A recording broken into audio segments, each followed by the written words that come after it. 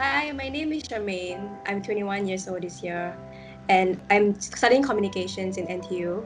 And I'm currently on my internship semester when I had the coronavirus last month. Hi, my name is Genevieve. I'm currently 24 years old and I was doing an internship at a startup in New York City. I was on New York, I think I contracted the COVID-19 virus and I was eventually diagnosed on the 27th of March 2020. I'm currently at the resort, serving out my isolation.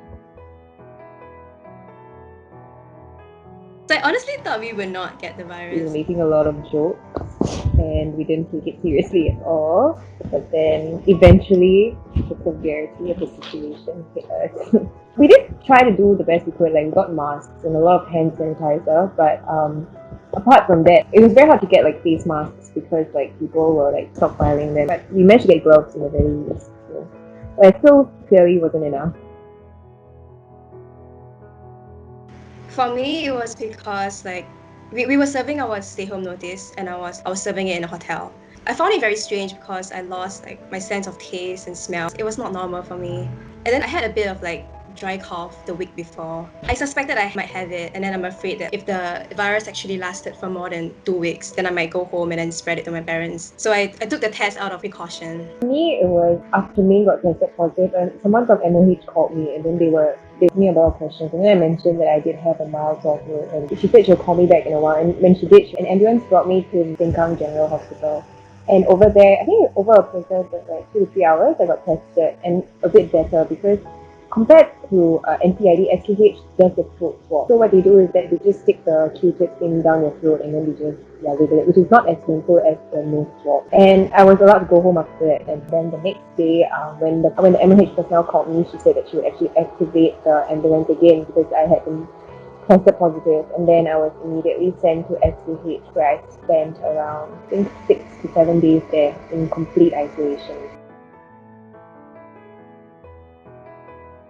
It was really scary because when I was younger, I used to have a history of asthma. I was scared that it would be worse for me, but fortunately it wasn't that bad. The ward was really isolated. All the hospital staff were decked out in full-on protective gear. And every time they entered our ward, they would have to put on a new set of protective gear, and then when they leave the ward, they would have to change and discard all the previous ones, which I felt really bad for them because they kept having to do that for every single ward, and there were a lot of wards. I can tell it wasn't easy for them. I was in the hospital for 4 days, but I think the 4 days were really quite bad because nobody knew what was going to happen next, and when you asked the doctors for any information, nobody could really give you a straight answer because it is still a very unknown virus. So yeah, it was a bit terrifying at first. You feel like a pariah a bit because everyone's staying away from you. They don't want to talk to you. They want to look at you. It's a very weird experience. It was really hard, so I tried my best to talk to my friends every day. I wouldn't feel so alone. I remember even in my room, my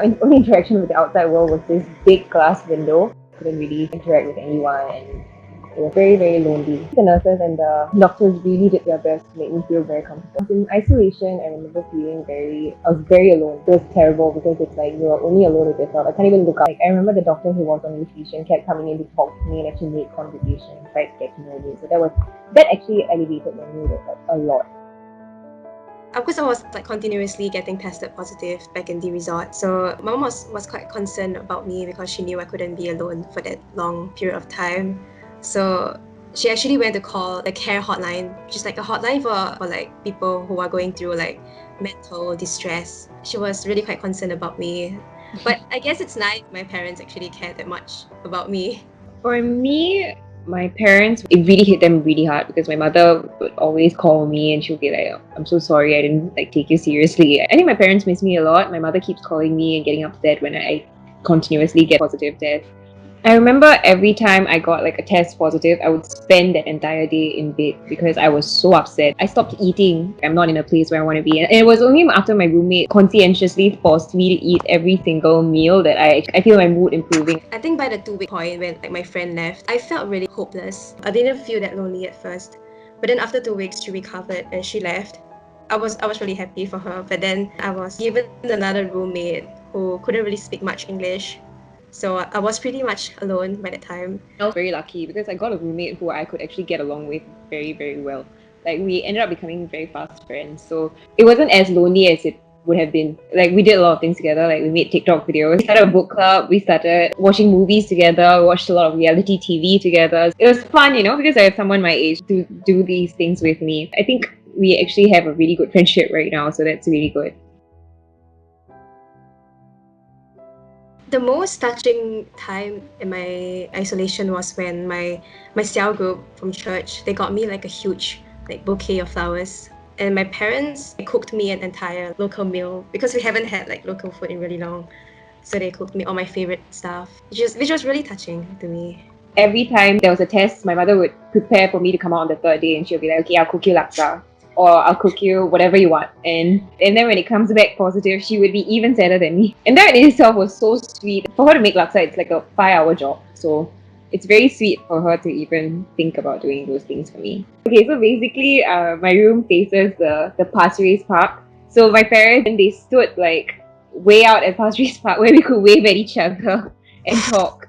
And that was actually quite the happiest moment. And then that night itself, another friend of mine actually came down to stand there and wave at me as well. And we were on the phone and talking, and even though it wasn't like physical interaction, but it was still, one of the happier moments.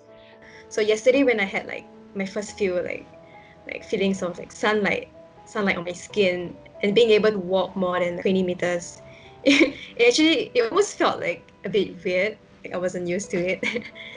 And then the first thing I did was take a shower. When I'm using a different toilet for my entire family, and I'm still trying to avoid my parents. I still try to stay in my own room, and when I leave my room, I put on a mask. Yeah, I'm trying to stay away from them just in case. I am glad that the circuit breaker extended, honestly. It was what we needed.